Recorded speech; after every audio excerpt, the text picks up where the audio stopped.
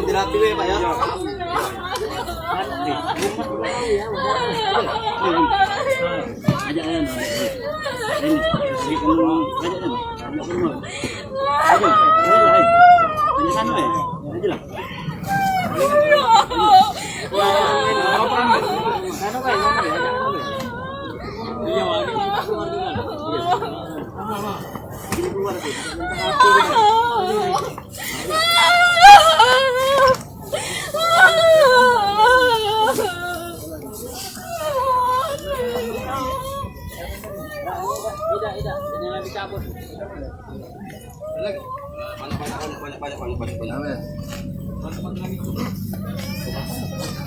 Yo maju lagi, yo maju lagi. Masih, udah maju ya. Ada mobil kuning ya. Iya, itu lah. Masuk ini jalan.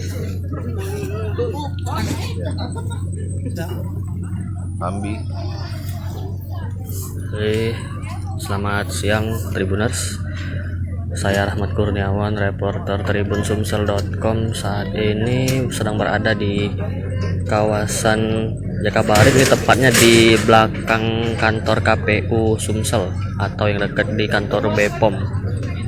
Nah, ini lagi ada penggusuran rumah yang dinilai tidak pada tempatnya oleh Satpol PP Kota Palembang tanpa izin, seperti itulah lebih Tribuners. Ini daerah Kota Palembang, Jakabaring.